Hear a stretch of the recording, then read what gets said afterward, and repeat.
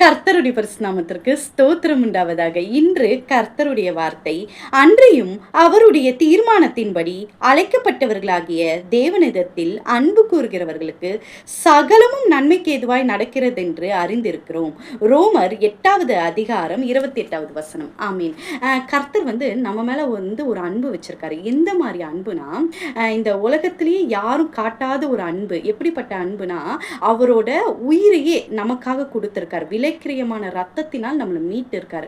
அப்படிப்பட்ட தேவன் நம்மளோட இருக்காரு. அப்போ நடக்கிறது எல்லாமே இன்னைக்கு உங்க லைஃப்ல அநேக பாடுகள் உபத்திரங்கள் வழியா நீங்க நடந்து வந்திருக்கலாம்.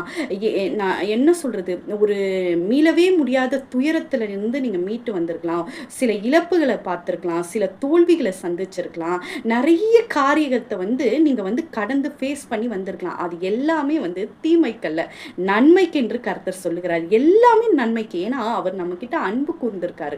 எப்படின்னா, உலகத்திலேயே காட்ட முடியாத ஒரு அன்பை தேவனிடத்துல மட்டும்தான் நம்ம பார்க்க முடியும். அப்படிப்பட்ட நம்ம தகப்பன் நமக்கு எதையுமே தீமைக்கென்று செய்ய மாட்டார். எல்லாமே நன்மைக்கென்று. இது வரைக்கும் நீங்க நடந்த போராட்டங்கள், வலிகள், வேதனைகள், கடந்து வந்த பாதைகள், துயரங்கள், அவமானங்கள், வெக்கங்கள், இது எல்லாமே நன்மைக்கு, தீமைக்கல்ல, நன்மைக்கென்று நடக்குது என்று நீங்க புரிஞ்சு கொண்டு, கர்த்தர் இது எல்லாமே நன்மைக்கு தான் செஞ்சார் அப்படின்னு நீங்க நினைச்சுக்கிட்டீங்கன்னா, அதை நீங்க புரிஞ்சுக்கிட்டீங்கன்னா, கர்த்தர் பெரிய காரியங்கள் உங்கள் மத்தியில் செய்வார். இன்னும் அற்புதங்களையும் அடையாளங்களையும் நீங்க காண்பீர்கள். கர்த்தர் இந்த வார்த்தைகளை ஆசீர்வதிப்பார். கேட்டு யாவரும் ஆசீர்வதிக்கப்பட்டவர்களாமே. ஆமென். அல்லேலூயா.